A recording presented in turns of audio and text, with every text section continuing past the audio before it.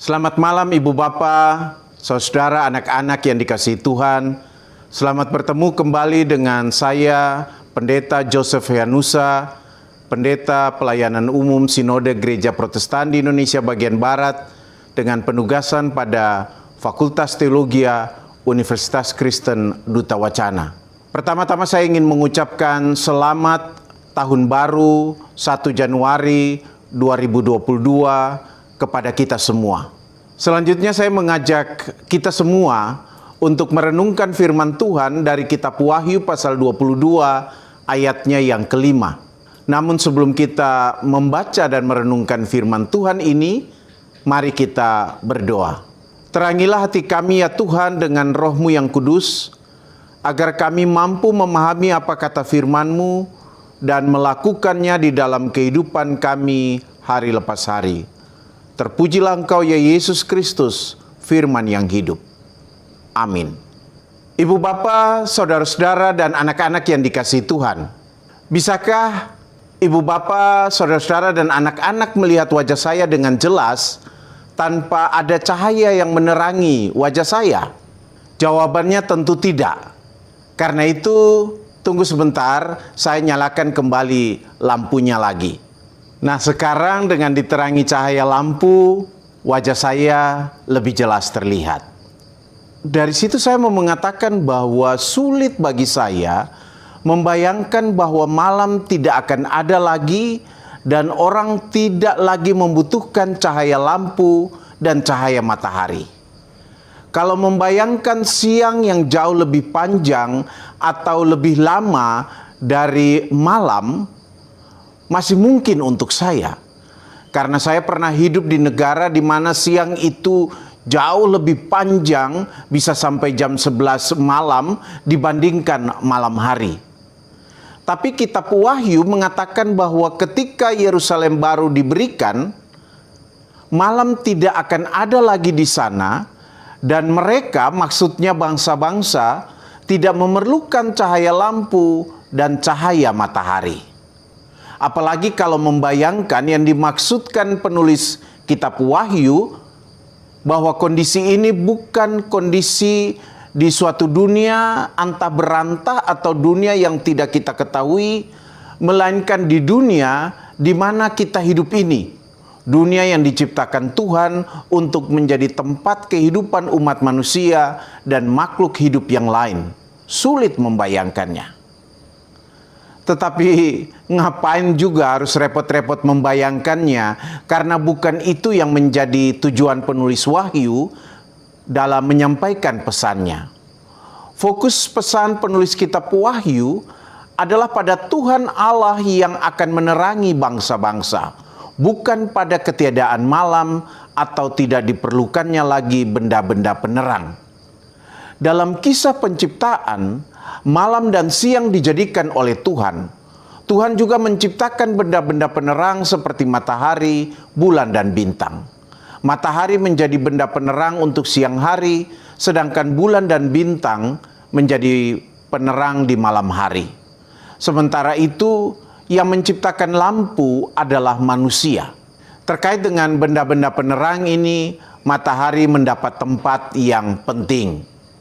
Matahari dianggap sebagai sumber cahaya dan sumber energi yang paling penting bagi bumi. Di beberapa masyarakat, matahari dipercaya sebagai dewa dan disembah. Dalam cerita pewayangan seperti Mahabharata, Batara Surya atau dewa matahari dipercayai menjadi tumpuan makhluk hidup. Semua keunggulan matahari ini dalam narasi Wahyu 22 ayat 5 tidak ada artinya sama sekali. Penulis kitab Wahyu ingin mengatakan bahwa bukan hanya cahaya benda penerang yang diciptakan manusia yang tidak diperlukan lagi. Cahaya dari matahari yang diciptakan Tuhan juga tidak dibutuhkan lagi. Manusia tidak akan lagi menggantungkan dirinya atau mengandalkan dirinya pada hasil karya manusia dan juga pada ciptaan Tuhan, melainkan menggantungkan diri atau mengandalkan Tuhan sepenuhnya. Tuhan sendiri yang akan menerangi mereka, bukan matahari ciptaannya atau lampu buatan manusia. Kata menerangi di sini bisa mengandung dua makna, yaitu Tuhan akan menjadi seperti cahaya matahari dan cahaya lampu yang akan menerangi hari-hari hidup bangsa-bangsa, dan juga mengandung makna Tuhan akan memberikan pencerahan atas mereka. Makna yang pertama berhubungan dengan tidak adanya lagi malam dan tidak diperlukannya lagi cahaya lampu dan cahaya matahari. Sedangkan makna yang kedua berhubungan dengan bagian akhir dari ayat 5, yaitu bangsa-bangsa akan memerintah sebagai raja-raja sampai selama-lamanya. Sementara itu, ketiadaan malam dapat memiliki arti sesungguhnya, yaitu berhubungan dengan Tuhan yang akan menerangi kehidupan bangsa-bangsa, tetapi bisa juga memiliki makna kiasan. Dalam Perjanjian Lama dan Perjanjian Baru, malam juga memiliki makna ketakutan, kekecewaan, dan keputusasaan. Jadi kalau dikatakan malam tidak akan ada lagi, bisa berarti tidak akan ada lagi ketakutan, kekecewaan, dan keputusasaan, karena Tuhan Allah hadir untuk menerangi dan mencerahkan kehidupan manusia, dan karena itu memberikan manusia kuasa untuk memerintah sebagai raja untuk selama-lamanya. Pesan yang serupa dengan Wahyu 22 ayat 5 ini dapat juga dijumpai dalam Yesaya 60 ayat 19 dan Daniel 7 ayat 18. Sama seperti kitab Wahyu yang juga berbicara tentang Yerusalem baru, Yesaya dan Daniel juga sama-sama berbicara tentang era baru ketika tiba masa pemulihan oleh Allah.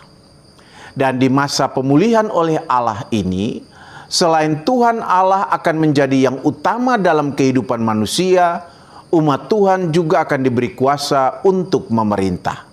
Tentu saja, memerintah di bawah terang tuntunan Tuhan. Pesan Wahyu 22 ayat 5 ini penting bagi kita orang-orang beriman saat ini. Ketika kita memasuki era baru atau tahun yang baru. Hari ini adalah hari pertama di tahun 2022. Setelah melewati berbagai peristiwa kehidupan di tahun 2021, dengan segala yang menyenangkan maupun yang tidak menyenangkan, bahkan pandemi COVID-19 belum berakhir sepenuhnya, kita diingatkan bahwa di tahun yang baru ini, Tuhanlah yang harus menjadi pusat andalan hidup kita, atau yang utama dalam hidup kita. Penulis kitab Wahyu tidak mengatakan bahwa cahaya lampu dan cahaya matahari tidak akan ada lagi. Keduanya tetap ada, namun Tuhan Allah lah yang akan menerangi kehidupan manusia. Hanya terang hidup manusia akan berpusat sepenuhnya pada Tuhan. Jadi janganlah diartikan bahwa di tahun yang baru manusia cukup pasif saja atau tidak lagi perlu membuat karya apapun dalam hidupnya, karena semua karya manusia itu tidak diperlukan lagi. Jangan juga berpikir bahwa di tahun baru ini kita tidak lagi memerlukan apa yang sudah Tuhan jadikan atau berikan untuk kita.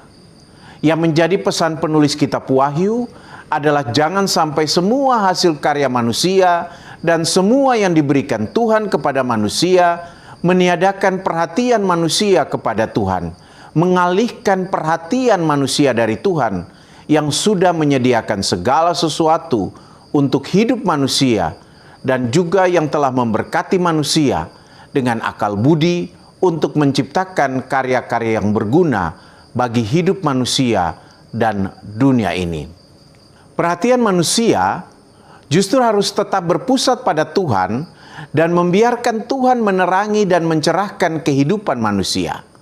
Kalau kita tetap memusatkan hidup kita pada Tuhan dan membiarkan Tuhan menerangi hidup kita, maka ketakutan, kekecewaan, dan keputusasaan karena berbagai macam peristiwa yang dialami di tahun 2021, baik itu pandemi COVID-19, bencana alam, dan peristiwa-peristiwa hidup lainnya yang membuat kita takut, kecewa, sedih, dan putus asa, bisa kita atasi dalam terang pimpinan Tuhan. Pernyataan bahwa mereka akan memerintah sebagai raja untuk selama-lamanya berarti bahwa Tuhan tetap menjadikan manusia sebagai rekan kerjanya dalam mengatur dan menata dunia ini. Itu artinya bahwa sekalipun manusia menggantungkan dirinya sepenuhnya pada terang pimpinan Tuhan, namun bukan berarti bahwa manusia hanya pasif atau tidak berkarya lagi. Itulah mengapa tadi saya katakan bahwa manusia harus terus berkarya. Di bawah pencerahan dari Tuhan, manusia akan terus berkarya bersama dengan Tuhan untuk membuat kehidupan ini menjadi lebih baik. Antara lain, mengatasi pandemi COVID-19 ini dengan lebih baik lagi dan mengelola lingkungan hidup dengan baik supaya tidak terjadi bencana alam seperti banjir, tanah longsor yang merupakan akibat dari kesalahan manusia sendiri dalam menata alam lingkungan hidupnya.